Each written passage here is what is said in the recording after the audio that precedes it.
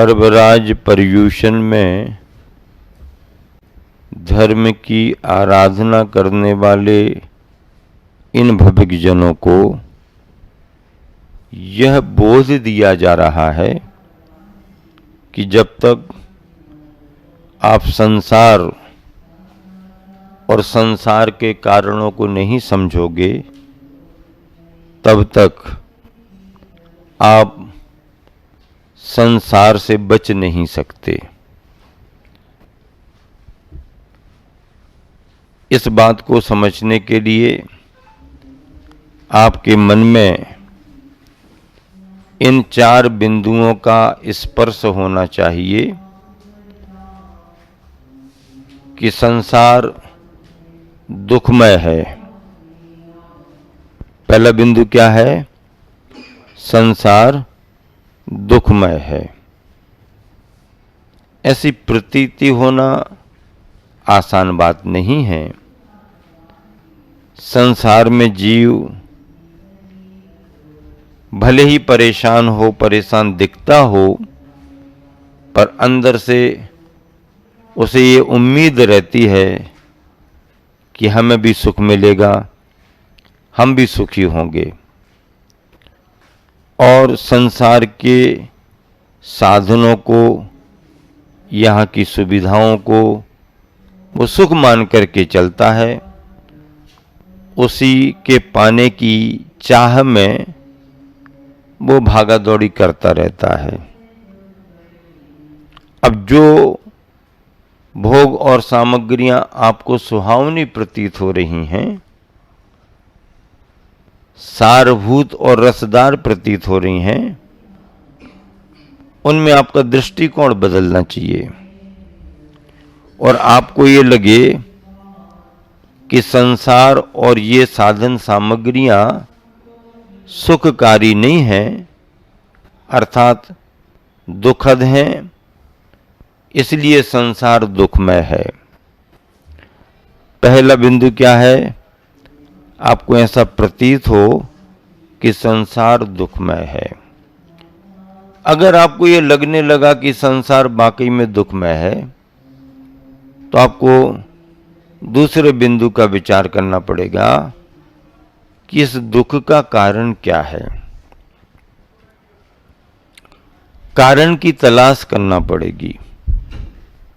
कारण की तलाश किए बगैर आप उस दुख से बच नहीं सकते। दुख का कारण क्या है ये प्रतीति हो। दुख के कारणों को समझ करके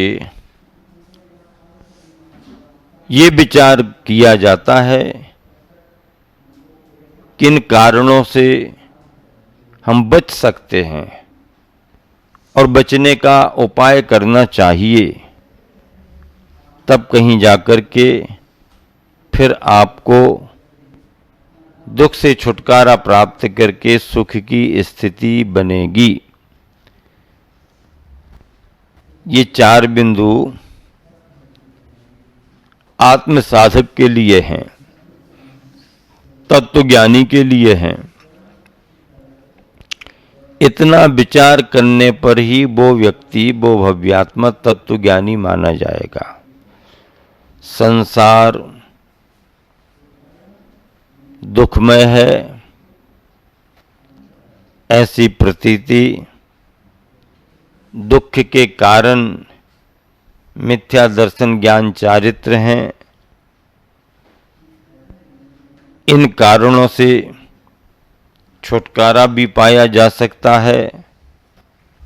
तो बचने का उपाय सम्यक दर्शन ज्ञान चारित्र, और जब रत्नत्रय आता है तो इस मोक्ष मार्ग में रत्नत्रय के द्वारा हम मोक्ष सुख को प्राप्त कर लेते हैं। भव्य आत्मा को सिद्धत्व पद पाने का यही क्रम है। 10 लक्षण महापर्व में चाहे आप पूजा करें, चाहे आप स्वाध्याय करें, चाहे आप प्रवचन सुने, चाहे आप सामयिक भी क्यों ना करें, योग प्राणायाम करें, मौन धारण करें, अथवा हित मित प्रिय मर्यादित वचनों का व्यवहार कर किसी से बोलें, लेकिन भाव भासना में मन की एकाग्रता होनी चाहिए। भाव भासना में आपको अंदर से प्रसन्नता आनी चाहिए। वैचारिक ऊर्जा है, इसी खुराक से तो ये जीवन चलता रहता है। आप अपने घरों में रसोई घर बनाते हैं, बैठक रूम बनाते हैं, विश्राम कक्ष बनाते हैं, व्यापार के लिए दुकान कक्ष बनाते हैं, सब सुनिश्चित है। पेट भरने के लिए रसोई घर, पैसा कमाने के लिए दुकान का कक्ष, बैठने विश्राम करने के लिए भी कक्ष। लेकिन क्या आपने अपना मकान बनाते समय इंजीनियर को ये कहा कि भाई साहब, मकान के नक्शे में एक कक्ष ऐसा भी बनाना जहां पर हम बैठ करके शांति के साथ ध्यान सामयिक कर सकें, स्वाध्याय कर सकें। ये कक्ष तुम्हें ऊर्जा देगा। तन की खुराक आपको रसोई घर से मिल जाएगी, लेकिन मन और आत्मा की खुराक रसोई घर से नहीं, आपको विचारों से मिलेगी, शास्त्रों से मिलेगी। तो ऐसे संस्कार शिविरों में सम्मिलित होकर आप साल भर के लिए तैयार होकर के जाते हैं। प्रतीक्षा करते रहते हैं शिविरार्थी। ठंड निकल गई, गर्मी निकल गई, चतुर्मास आने को है। अब पता लगेगा महाराज जी चातुर्मास कहाँ कर रहे। फिर विचार करते, इस बार जाने के लिए सीधा रूट मिल जाए तो बहुत अच्छा है, रेलवे लाइन रहे तो बहुत अच्छा है। ऐसा विचार करते रहते हैं। और जब ये सुना कि इस बार तो महाराज जी का चतुर्मास सम्मेद शिखर में हो रहा है, तो शिविरार्थी प्रसन्न हो गए। सम्मेद शिखर में चौमासा, अब तो वंदना करने भी मिलेगी और शिविर में सम्मिलित भी होंगे। लेकिन शिविरार्थियों को यहां आने के पहले ये कह दिया गया कि संस्कार शिविर के 10 दिनों में कोई पर्वतराज पहाड़ पर वंदना करने नहीं जाएगा। क्यों नहीं जाएगा?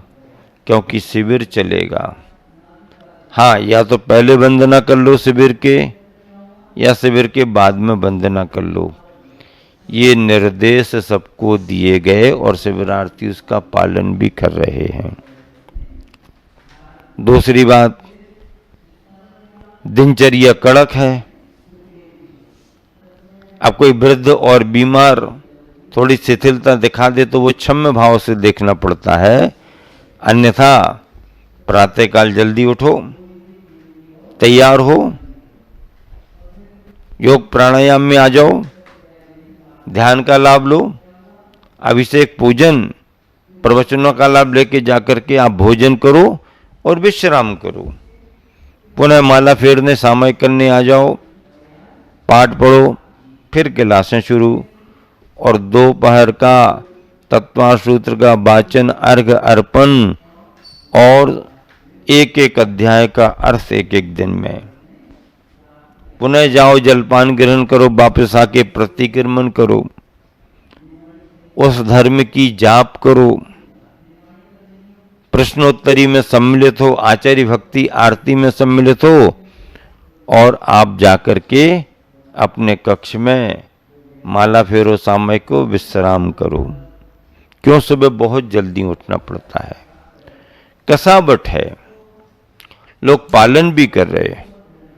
भोजन के समय गड़बड़ियां नहीं होना, कार्यकर्ता आपका ध्यान रखेंगे, मौन रह करके आपको भोजन करना, शुद्ध वस्त्रों में या शिविर के वस्त्रों में आपको भोजन करना, ये तमाम नियम संयम आपको कसने वाले हैं।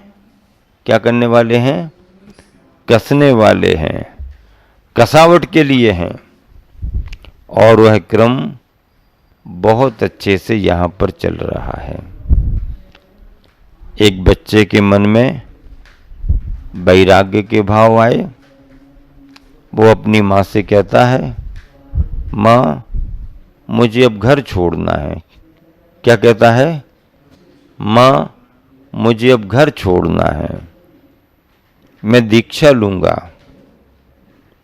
माँ कहती है कोई बात नहीं, आपने अपना मन बना लिया है, दीक्षा ले लो, जाओ करो स्वाध्याय साधना। आपको मोक्ष मार्ग में जो करना है करो, लेकिन हमारी 4 बातों को नहीं भूलना। कौन सी तुम्हारी 4 बातें हैं? पहला तो ये कि तुम अपने घर को कभी नहीं भूलना। अरे उसी घर को तो हम छोड़ रहे हैं। और मां तो क्या कह रही? क्या कह रही? अपने घर को कभी नहीं छोड़ना। दूसरा, अपने घर को भूलना ही नहीं, याद रखना।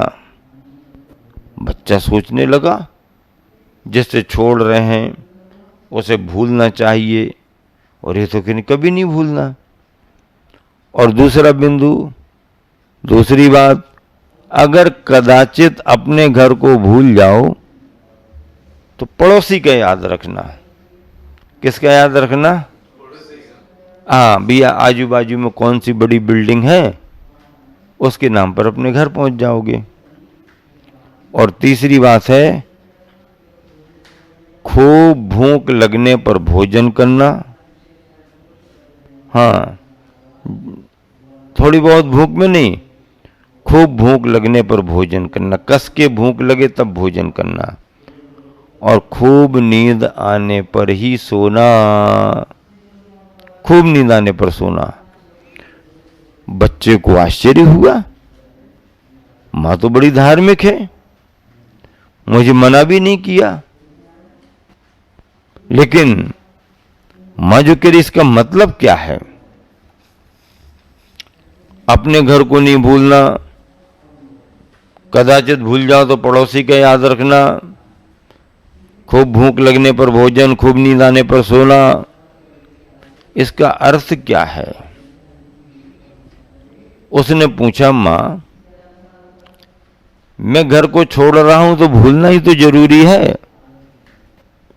हाँ, वो तो मैं भी जानती हूं, लेकिन मैं इस बाहर के घर की बात नहीं कर रही हूं। बाहर का घर तो तुम वैसे भी छोड़ सकते हो, और छोड़ना क्या, तुम ना भी छोड़ना चाहो तो समय आने पर वो छूट ही जाएगा। मैं जिस घर की बात कर रही हूं वो बाहर का घर नहीं है, वो अपने अंदर का घर है। क्या कहा? वो अपने बाहर का घर नहीं है, अंदर का घर है। बेटा, वैसे भी तुम्हारा बाहर का घर नहीं था, जो तुम्हारे अंदर घर बना हुआ है, उस घर के उस परिणाम के त्याग करने के बाद जो तुम्हें अपने आत्मग्रह की याद आएगी, वह तुम्हारा मूल घर है।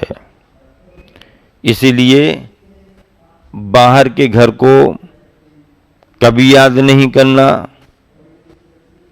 अपने अंदर के आत्म घर को याद करते रहना।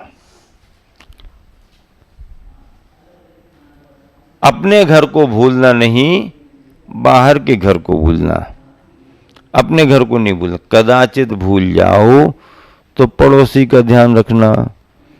गली मोहल्लों में, बस्तियों में एड्रेस के लिए कोई प्रसिद्ध बिल्डिंग आदि आदि स्थान बता दिए जाते हैं, उन एड्रेस से वो घर पहुंच जाता है।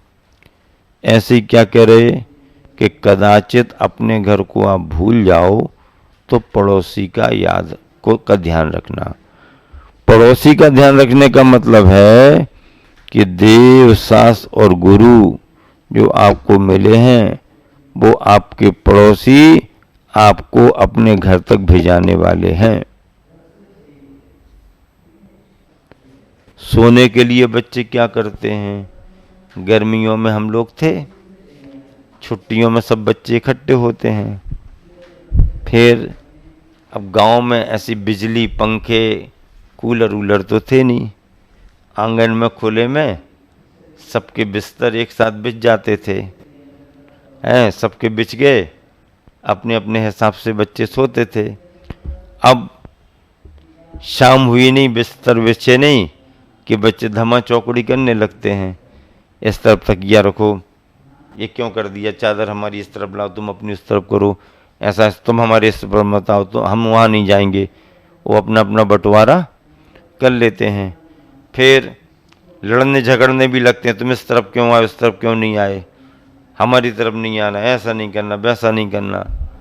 ये कब तक चलता रहता है इनका? जब तक बच्चे को नींद नहीं आती तब तक हमारा तुम्हारा चलता रहता है। और जैसे ही नींद आई, क्या जैसे नींद आई तो तकिया कहीं, चद्दर कहीं, पैर कहीं, हाथ कहीं, जहाँ तकिया पर सिर रख करके सोए थे, सुबह उठ करके देखा तो तकिया पर पांव रखे हैं और सिर दूसरी तरफ है। क्या? तकिया पर पांव रखे हैं और सिर दूसरी तरफ।